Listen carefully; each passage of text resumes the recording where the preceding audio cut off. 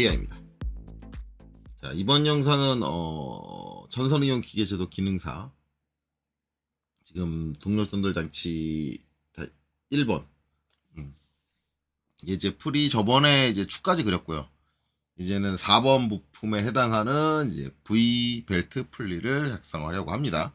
이제 이 전 영상으로 제가 케이스 규격 요소에서 V 벨트 풀리, 그래서 V 벨트 풀리를 우리가 선정을 하고 설계를 할 때 이제 어떤 기준에 의해서 설계를 하고 이제 규격표에 어떤 항목들을 본다라고 이제 설명을 드렸죠. 그래서 이제 실제 설계할 때 어떤 식으로 접근하는지를 보시려면 이제, 그리고 V 벨트 풀리가 뭔지를 이해하시려면 이제 그 영상을 먼저 보시는 걸 권장을 드리고요. 실제 우리가 시험에서 V 벨트 풀리를 다루게 될 때, 우리가 V 벨트 풀리의 호칭경이라든가 아니면 V 벨트를 뭐 M형을 쓸 건지 A형을 쓸 건지 B형을 쓸 건지 이런 설계를 하는 과정 자체는 시험에 포함되어 있지 않아요. 이미 시험 문제에서 V 벨트를 어떤 걸 쓸지 정해놨고, 그 다음에 호칭경이 어떻게 되는지도 이미 다 그려놨기 때문에 시험 볼 때는 이제 설계자의 입장으로 접근한다기보다는 이제 설계를 받은 이제 사원의 입장으로, 설계된 걸 받은 사원의 입장에서 접근해서 본다라고 보시는 게 좋을 것 같아요. 그래서 이제 시험 문제는 이미 M형이라고 결정이 나 있습니다. 그리고 이제 여기 중심선이 이렇게 쭉쭉 그려져 있는데 이 중심선이 뭐다? 호칭경이다 라고 했죠. 그럼 우리가 이제 그 케이스 규격에 나와 있는 V 벨트 풀리 규격을 보고 그리려면 일단 여기서 이제 호칭경부터 확인을 해야 돼요. 아, M형의 V 벨트를 쓰고 저 V 벨트의 호칭 치수를 어떻게 설정을 했구나, 그걸 먼저 확인하는 게 우선입니다. 자, 일단 그리기 위해서 일단 저는 이제 지금 여기 중심축, 여기 축이 껴지는 요 중심선을 맞춰가지고 그리고 있죠. 이제 이 옆으로 또 전개를 합니다. 옆으로 이렇게 중심선에서 수평으로 전개를 하고요. 거기서 이제 V 벨트 풀리 이제 이 모양을 그려줄 거예요. 이 모양을 그려줄 거기 때문에 이제 좀 적당히 띄워서 X라인으로 수직선을 하나 그리겠습니다. 지금 이 그린 수직선은 저는 이제 전 중앙에 있는 이제 이 수직선이라고 볼 거예요. 중앙에 있는 수직선이라고 볼 거고, 그걸 기준으로 작업을 할 건데, 일단 제일 처음에 확인해야 되는 건 호칭경이에요. 호칭경이니까 이제 문제 쪽에 와서, 그렇죠? 문제 쪽에 와서 호칭경을 재야겠죠. 여기서부터 여기까지입니다. 이렇게 재요. 재면은 지금 호칭경이 얼마가 나왔냐? 74가 나왔습니다. 74가 나왔으면 일단 호칭경을 먼저 그려주면 되겠죠. 근데 이게 대칭이니까 반만 그려주면 될 거예요. 그래서 옵셋 74 나누기 2 해가지고, 자, 한쪽으로만 이렇게 보내줄 거고요. 요 정도네요. 요 정도 보내주고, 그 다음에 이제 얘를 기준으로 해서 이제 K랑 K0를 띄고, 그 다음에 좌우 폭도 떼주고, 뭐 그렇게 해서 이제 그려주면 되겠죠. 자, 일단 이렇게 됐고, 그 다음에 이제 M형의 이제 호칭경을 알았으니까 케이스 규격표를 한번 가보도록 할게요. 자, 일단 우리가 시험 때 볼 수 있는 케이스 규격표는 이제 이거죠. 이건데, 보면은 이제 74니까, M형이 74니까 우리가 봐야 되는 건 M에 지금 50 이상 70일 이하고 74니까 70일 초과죠. 그러니까 두 번째 줄을 봐야 되는데, 두 번째 줄은 어차피 각도만 차이가 납니다. 각도만 차이 나니까 각도는 36도라는 건 알고 넘어가면 되고, 각도는 이제 좀 이따 나와야겠죠. 이제 그 전에 먼저 나와야 되는 게 일단은 K하고 K0, 그쵸? K하고 K0가 나와야 돼요. 그래서 K하고 K0는 어차피 뭐 이게 호칭경이 어떻게 되든 상관없이 다 똑같으니까 K가 일단 2.7이에요. 그러면 여기서 옵셋 2.7 해가지고, 자, 여기 호칭경 떼준 거에서 위로 한 칸 올라오겠죠. 2.7만큼. 자, ESC. 그 다음에 이제 K0가 6.3. 그럼 요 호칭경, 요거죠, 요거. 여기서 옵셋 6.3만큼 밑으로 내려오겠죠. 이렇게. 자, 여기까지 해주고 나면 이제 얘는 중심선으로 바꿔줘야겠죠. 자, 그 다음에는 이제 L0를 보면, L0가 8이니까, 옵셋 한쪽으로 4만큼 보내줄 거고요. 자, 그러면 교차하는 점이 이제 여기죠, 여기. 여기서 지금 각도를 볼 때는 이제 호칭 지름을 잘 봐야겠죠. 우리가 74였으니까 71초가 92야. 요 사이니까 36도. 그쵸? 그러니까 절반이니까 18도. 그럼 이제 로테이트 R로 해서, 자, 4mm 옵셋 준 거 선택하고, 엔터. 여기 교차점, 호칭경과 교차한 교차점을 잡고, 그 다음에, 18. 마이너스 18이 여기 있네. 마이너스 18. 이렇게 해서 떼주면 되겠죠. 그리고 이제, 정리를 하면, 요렇게 되고요. 그 다음에 여기서, 요렇게 잘리고, 이제 이렇게 잘리겠죠. 자, 이렇게 되고, 그 다음에 이제 나오는 건 폭이죠, 폭. 폭 보면은 이제 우리가, 제가 이제 V벨트 풀리 설명을 할 때, 우리가 이제 기본적으로 폭은 F니까, F가 이제 최소값이라고 했죠. 9.5니까, 9.5를 옵셋을 한다. 옵셋 9.5. 제가 이제 V벨트 풀리 자체를 설계 기반으로, 아이고, 95가 됐네요. 옵셋 9.5. 우리가 실제 설계할 때 프로세스 기준으로는 원래 이제 여기서 F 값을 9.5. 이렇게 하고, 난 좀 키우고 싶다 그러면 요보다 너 키우는 건 상관없고 줄이는 건 안 된다라고 얘기를 했는데, 시험 때는 이 폭을 이렇게 하시면 안 돼요. 요거 그냥 여기 있는 9.5를 보고 이렇게 폭을 띄시면 안 되고, 시험 때는 문제의 폭이 그려져 있습니다. 그렇기 때문에 그 폭을 측정을 하셔야 돼요. 시험 때는 그냥 여기 있는 이제 F 값을 가지고 그냥 옵셋을 하시면 안 되고, 반드시 문제에서 얼마의 폭으로 그려졌는지를 확인하셔야 됩니다. 자, 그래서 문제로 돌아갈게요. 자, 문제에서 재보면, 자, 전체 폭을 잴게요, 전체 폭. 전체 폭을 땅 쪄서 재면 19입니다. 9.5로 됐네요. 예, 왜냐면 9면은 18일 테고, 거기에 0.5니까, 곱하기 2 하면, 얘는 딱 거기 규정된 대로 F값 그대로 됐네요. 근데, 실제 시험 문제를 풀 때 이게 F값보다 클 수 있습니다. 크면 잘못된 게 아니라 그랬죠. 근데 실제 시험 볼 때 그런 경우가 있는지는 모르겠어요. 있는지 모르겠는데, 요 폭이 19가 안 되고, 19보다 작다. 이제 9.5가 안 된다. 근데 제가 이게 말씀드리기로는 9.5가 제가 최소값이라 그랬죠. 최소값. 그거보다 작으면 안 된다 그랬어요. 안 된다 그랬는데 그거보다 작다라고 하면은 어떻게 해야 되느냐? 뭐 이제 대부분 이제 물어볼 게 그런 경우인데, 그럴 때도 일단 시험 문제니까 똑같이 맞춰서 그리는 게 맞습니다. 왜냐면은 이 부분에 대해서는 기본적으로 이제 전산형 기준에서 문제에 그려져 있는 걸 재가지고 한다라는 게 기본이기 때문에, 그거를 억지로 늘릴 수가 없어요. 만약에 이제 그걸 억지로 늘리게 되면 여기 남는 자리가 모자라게 되고 그렇게 되니까 설계 기준하고는 다르게 되거든요. 그러니까 그런 경우가 발생을 한다 그러면은 어쩔 수 없이 그냥 시험 문제에 있는 폭을 가지고 할 수밖에 없어요. 그게 좀 말이 안 된다 하더라도. 근데 아마 시험 문제를 출제하시는 분들도 바보는 아니니까 그렇게 말이 안 되게 내지는 않을 겁니다. 되게 이제 질문 나오는 게 이제, 요거 폭이, 그 9.5, 한쪽으로 9.5니까 9.5의 2배가 안 되는데, 그거보다 작은데, 그럼 어떻게 해야 되냐고 질문하시는 분들이 계신데, 그러면 그래도 문제를 따라가세요. 예. 여러분들이 풀고 있는 시험 문제를 따라가셔라. 어쨌든 이제 여러분들 시험 조건은 그 문제를 기준으로 하는 거니까. 하지만 이제 만약에 그렇게 설계를 했다 그러면 이제 저 같은 사람은 이제 뭐라 하겠죠. 예. 어쨌든 이제 그렇게 해주면 됩니다. 그래서 이제 지금은 이제 다행스럽게도 이제 요거는 다행스러운 게 아니라 솔직히 말하면 이건 제가 만든 예지잖아요. 기본적으로 그걸 참고해서 만들었기 때문에 제가 9.5보다 키웠으면 키웠지 줄여서 내진 않았을 거예요. 이 문제를 만들진 않았을 거예요. 옵셋 9.5. 어쨌든 이제 시험 때는 그 부분을 반드시 확인하고, 이 V벨트 풀리의 요 폭 같은 경우는 반드시 문제에서 재가지고 해라. 그 표를 기준으로 하지 말아라. 라고 제가 말씀을 드립니다. 자, 그리고 이제 정리하면 이제 이렇게 되겠죠.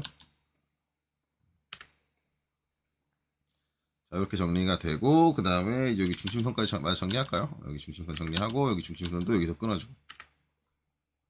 그 다음에 이제 MA. 이렇게. 자, 그리고 이제 필렛을 주고 나서 미러를 하는 게 낫겠죠. 네. 필렛을 주기 전에 미러를 하는 것보다. 그럼 이제 다시 한번 규격표를 보면, 자, 여기가 R1, 그쵸? 여기가 R1, 그럼 여기가 R2, 그 다음에 여기가 R3, 이렇게 된다. 그러면 R1은 저는 0.5를 한다 그랬습니다. 근데 0.5가 아니라 지금 거기 써있는 건 0.2에서 0.5 사이니까 그 사이의 값은 어떤 걸 쓰셔도 상관없어요. 그 다음에 이제 여기는 저는 1로 할 거예요. 필렛 값 1로 할 거고, 그 다음에 여기는 2로 할 겁니다. 마찬가지 그 범위 내에서는 어떤 값을 쓰셔도 무방하십니다. 그러니까 이제 여기 제가 2로 하는데 2가 아니라 나는 1.2 할 거야. 성격, 일반적으로 생각했을 때 성격 참 독특하다. 1 내지 2라고 돼 있는데 1.2를 선택을 하다니 참 성격 독특하다라고 말할 수는 있을지 모르겠지만, 그래도 틀린 답은 아니다. 절대 그거 가지고 감점을 할 수가 없다. 그 범위 내에만 들어오면 된다. 자, 그래서 이제 F, 연속해서 할 거니까 M을 해줄 거고요. R 입력한 다음에 처음에는 0.5 해서 이제 여기 요 두 선 사이에, 그 다음에 다시 R 치고 1 해서 이제 여기 사이에, 그 다음에 다시 R 하고, 그 다음에 2 입력해서 이제 여기 사이를 입력을 해줄 거다. 이렇게 됐죠. 이렇게 되고 이제 반 그렸으니까 이제 밀어 넘겨주면 되겠죠. 이렇게 하고 이제 요 선까지, 수직선까지 하나 해서 이제 여기서 이렇게 잡아서 넘겨준다. 미러로 넘겨주시면 되고, 그 다음에 이제 트림해서 잘라서 정리해주면 되겠죠. 그리고 이제 여기도 트림해서 잘라서 정리하겠습니다. 그리고 LEN, DE 2mm, 2mm씩 삐져나가게 이렇게 해줄게요. 일단 V벨트 풀리에 관련된 부분은 이게 다예요. 이러면 이제 V벨트 풀리에 관련된 부분은 다 그렸고, 나머지는 이제 축이 껴지는 부분, 그 다음에 기타 V벨트 풀리 중간에 이제 있는 형상들, 그런 거죠. 이제 그런 것들을 확인했지. 다시 문제로 이제 돌아가야겠죠. 자, 다시 문제로 와서 보면 이제 그 내부의 형태가 있는데, 지금 보면 해칭이 이제 이렇게 들어가 있죠. 해칭이 이렇게 들어가 있다라고 하는 것은, 여기는 이제 잘렸을 때 단면이 안 나온다. 즉, 여기가 파져 있다는 얘기죠. 원형으로 저희가 파져 있는 거예요.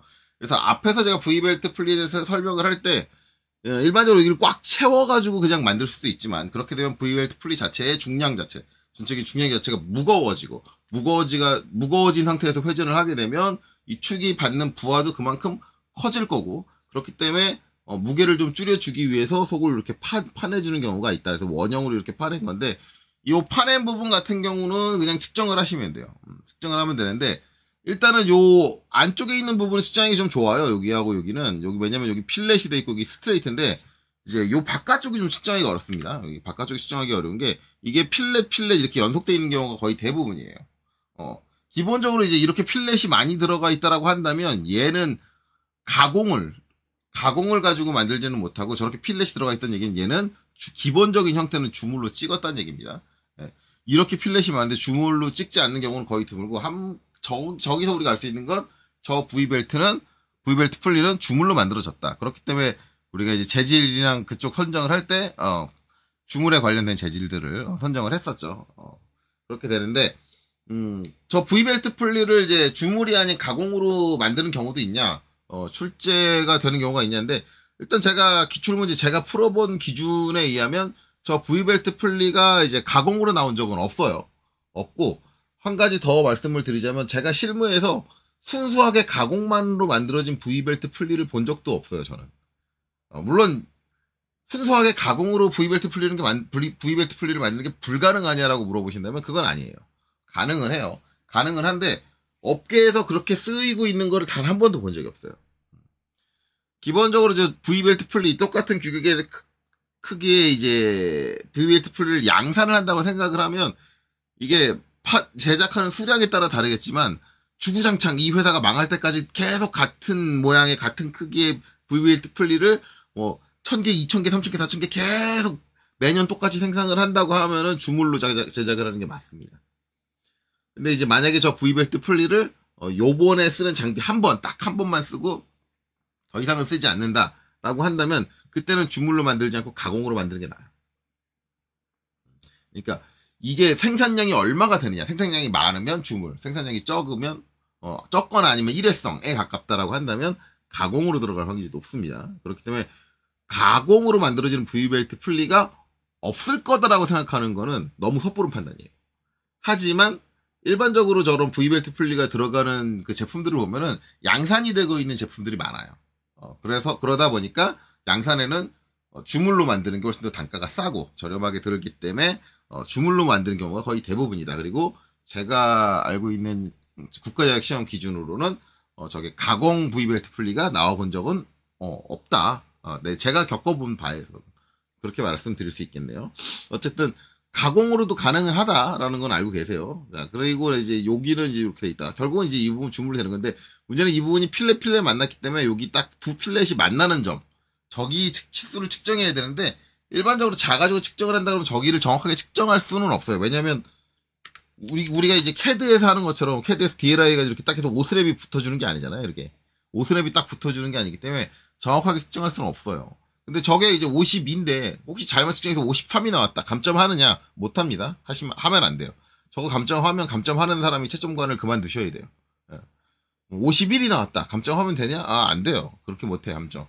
저 부분 치수는 중요한 게 아니에요. 저게 역할은 그냥 저만큼을 판에서 중량을 줄여줬다라는 거지, 이제 크게 중요하지 않습니다. 중요하지 않아요. 자, 그렇기 때문에 이제 이 부분 치수는 그냥 여러분들이 젠대로, 젠 치수 그대로 하면 된다. 저는 이제 52가 나왔으니까 이제 옵셋 52 나누기 2 해서 절반을 이렇게 올려줄 거예요. 네, 이렇게 올려주고. 그 다음에는 이제 여기 안쪽은 이제 직선부가 있잖아요. 여기 스트레이트부가 있으니 거기 직경을 재시면 돼요. 그래서 DLI 해가지고 이제 요 점에서 이제 요점까지를 재시면 되겠죠. 그래서 26이다. 그러면 여기 와서 옵셋 13이다. 이렇게 되겠죠. 자, 그리고 나서 이제 다시 여기 와서 이제 재는데 요 사이를 재느냐, 여기서부터 요 사이를 재느냐, 아니면 뭐 여기 깊이를 재느냐, 이건 상관없습니다. 근데 깊이를 재는 게 더 편하지 않을까요? 왜냐면 이제 사이를 재게 되면 중앙에서부터 거리인데 그러면 내가 챈 값에 반을 나눠가지고 옵셋을 해줘야 되고, 그쵸? 반을 나눠가지고 양쪽으로 옵셋을 해줘야 되고, 그 다음에 얘가 지금 중심선을 내가 바꿔놨는데 옵셋하고 나서 다시 외형선으로 변경을 해야 되고. 그런 번거로움이 있죠. 외형선이든 아니면 형상선이든 뭘로 변경을 해야 되는 그런 번거로움이 있고. 그러다 보니까 일반적으로 이제 저 같으면 이제 안 할 거예요. 안 하고 여기 한쪽 끝에서 들어가는 깊이, 그 다음에 이쪽 끝에서 들어가는 깊이 거의 대칭일 거예요. 근데 저는 대칭이어도 한번 확인한다 그랬죠. 그래서 DLI 저라면은 이제 여기서부터 여기까지 요걸 한번 확인을 할 거고요. 그 다음에 마찬가지 여기서부터 여기까지를 한번 확인을 할 거예요. 그래서 진짜 대칭으로 파져 있는가를 한번 확인해서 66이니까 여기 와서 옵셋 6 이렇게 되고요. 그 다음에 이렇게 됩니다. 자, 그리고 이제 정리를 하면 저기 그려져 있는 대로 정리하면 이제 이렇게 되죠.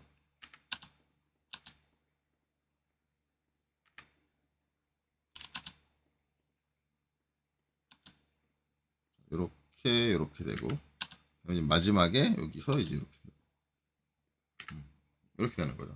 이렇게 되는 건데 여기에 이제 필렛이 들어가는데 필렛 이제 주물이니까 기본 반경은 3입니다. 3인데 간혹 가다가 이제 지금은 상관없는데 지금은 여기가 6이 나왔어요.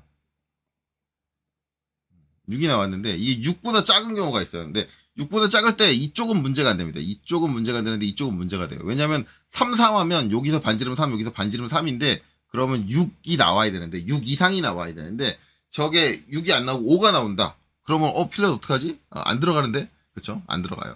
그래서 그럴 때는 저 필렛 값을 줄이세요. 5가 나오면 반지름을 2.5 해서 필렛을 해주시면 되고 그 다음에 만약에 4가 나왔다 그러면 2 해서 필렛을 해주시면 되겠죠. 물론 이제 그 부분이 이제 필렛 값이 바뀐 거에 대해서는 일반 주사에서 커버가 안 되기 때문에 별도로 치수 기입을 해주는 게 좋아요. 해주는 게 좋은데 일반적으로는 그 부분이 바뀐다 해도 치수 기입을 안 하는 경우도 거의 많아요.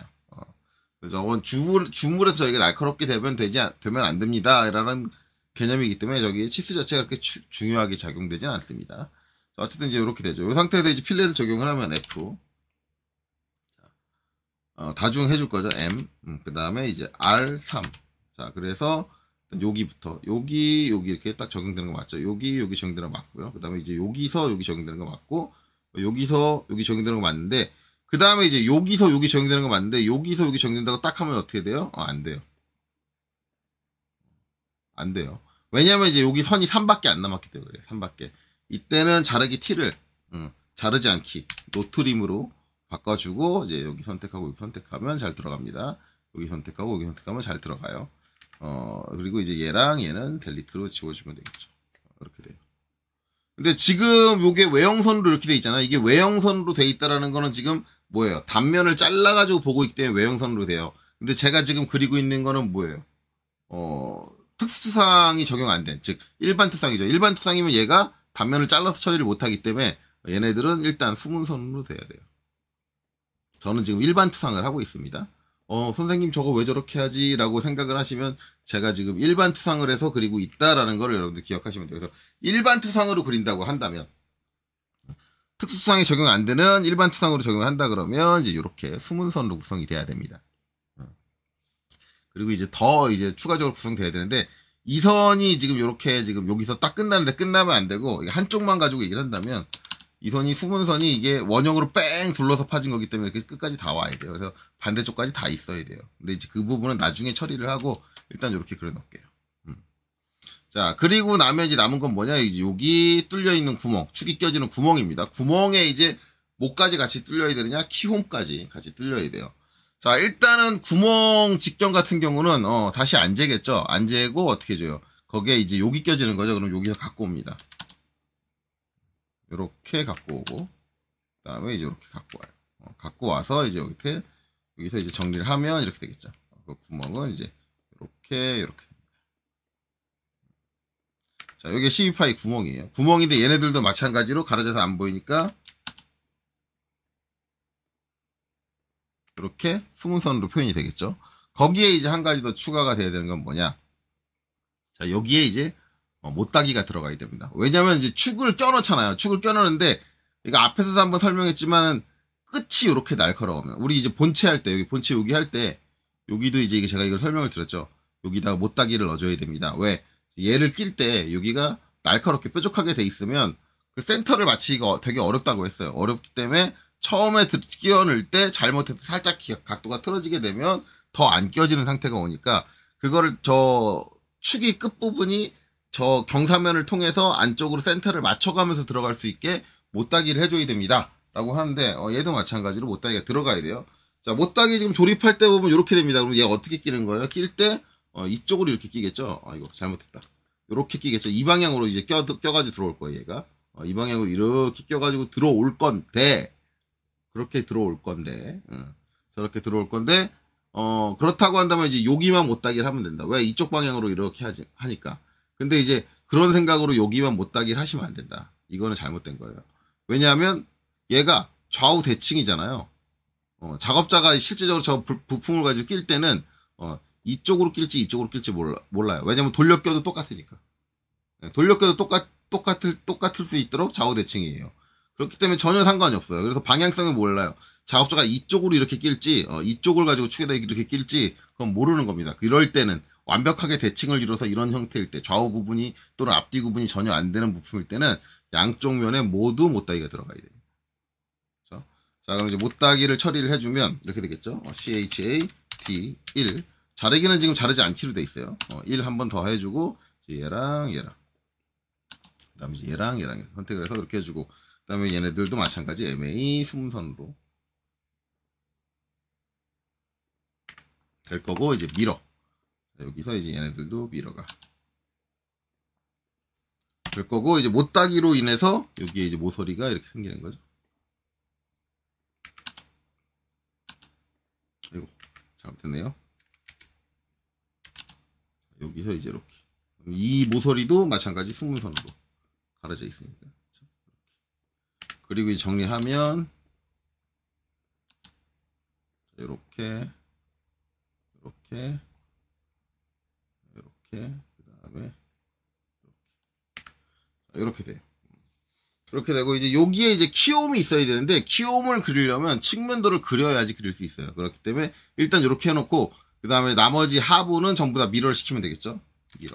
어차피 이거는 위아래가 완전히 똑같이 생기니까 미러를 시키면 됩니다. 그래서 이렇게. 하부도 완전히 미러로 넘겨주고요. 그 다음에 이제 트림으로 마저 정리를 해주면 되겠죠? 이렇게. 그 다음에 이제 여기서 이제 이 영상에서 이렇게 끝나는 거고, 이 상태에서 LEN DE 2mm 해서 이제 2mm씩 살짝 삐져나가게 해주면 더 좋고요. 그 다음에 요 가운데 중심선 정리하면 이제 여기서 이렇게 하고 이렇게 해서 중심선으로 바꿔줄게요. 이쪽은 왜 안 자릅니까? 하는데 이쪽은 이제 측면도 그래야죠. 측면도. 자, 만약에 내가 이제 이걸 정면도로 삼았다라고 하는데, 지금 보면 이제 일반 투상으로 그렸는데, 이때 보면은 여기 이제 V자로 돼 있는데, 이게 원을 뺑 둘러가지고 V자가 파진 거잖아요. 근데 요렇게 그려놓으면 형태가 잘 파악이 안 되는 경우가 있어요. 그래서 여기 이런 경우에는 전에 앞에서 얘기했지만 여기 이제 필렛과 여기 직선부가 만나는 여기를 이제 접점이라고 하는데 그 접점에 있는 선을 쫙 그려주는 접선이라는 걸 표시해 주게 됩니다. 형태가 올바르게 되지 않을 수가 있기 때문에 접점이라는 걸 표시를 해줘요. 그리고 여기도 이제 이렇게 표시를 해주죠.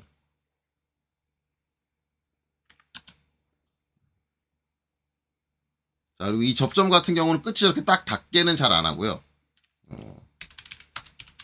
마이너스 한 0.5 정도 해가지고 이렇게 짧게 해서 형상이 살짝 띄워줘요.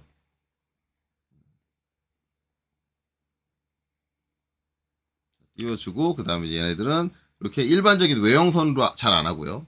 여기는 가상선으로 처리를 해줍니다. 실제적으로 모서리가 없기 때문에 그래요. 가상선으로 이렇게 이점세선으로 처리를 해주고요. 자, 지금 이제 여기는 접선이 그려진 부분, 그리고 여기 접선이 안 그려진 부분인데, 여러분들이 판단했을 때 어느 쪽의 형상이 이해가 더 쉽냐. 왜냐면 여기가 이제 정면에서 보라면 높낮이의 차이가 발생을 해요. 그 높낮이의 차이가 전혀 없다 보니까 밋밋하게 돼 있다 보니까 요 가운데가 뭐 좀 애매하고 그냥 이거 잘못 이해하면 이 V자 홈이 원형으로 파져 있는 게 아니라 그냥 스트레이트로 지금 내가 바라보는 방향 스트레이트로 홈을 판 것처럼 그렇게 인식하시는 분들도 계세요. 그런 걸 막기 위해서 이렇게 요 접선이 쭉 이어진다. 즉 원형으로 구성됐다는 걸 표현을 해줘요. 그래서 마저 확장을 하면은 반대쪽까지도. 그래서 실제적으로 이제 요 단면을 치지 않고 일반 투성으로 외형을 표시해 줄 땐 아마 이제 요렇게까지 표현되지 않을까라고 생각을 합니다. 물론 이제 이 접선을 표현한 게 사람마다 호불호가 되게 많이 갈리는데 지금 보면은 딱 봐도 아시겠지만 되게 지저분해 보여요. 접선. 그래서 접선은 웬간하면 표현 안 하는 게 좋아요. 자, 그리고 앞에서 얘기했듯이 이 수문선이 이렇게 되면 안 됩니다. 여기가 완전히 이것도 마찬가지 원형으로 뺑 둘러서 파진 거기 때문에 이때는 조인. 여기 직선하고 여기 직선하고 하나의 선으로 이어지면서 이렇게 수문선이 전체적으로 다 와줘야겠죠. 여기도 마찬가지. 일반 투상으로 간다면 이제 이렇게 표현돼야지 올바른 이제 일반 투상이다라고 볼 수 있습니다. 자, 그럼 요거 그려졌으면 이제 이거를 기반으로 여기다가 이제 우측면도 그리고요. 우측면도를 그리고 나면 요 안쪽에 구멍이 원형으로 나오는데 그 원형 구멍을 이용을 해서 뭘 해주느냐? 이제 키홈을 파줘야죠. 왜냐면 얘한테도 키홈이 나져 있어야지 축에 붙여있는 키가 같이 껴지고 그 키가 얘를 밀어가지고 돌아주게 되니까. 근데 이렇게 원기둥을 측면에서 그린 상태에서는 키홈을 표시하기가 쉽지가 않아요. 그래서 그런 거는 이제 원형 구멍이 정확하게 원으로 보이는 쪽에서 키를 그리고 나서 걔를 가지고 이제 이쪽에 키홈을 표시해 주는 게 좋습니다. 자, 그래서 요 풀이는 이제 여기서 마치도록 하고요. 나머지 부분들은 다음 영상에서 이어서 하도록 하겠습니다. 여기까지 보시느라 수고 많으셨습니다.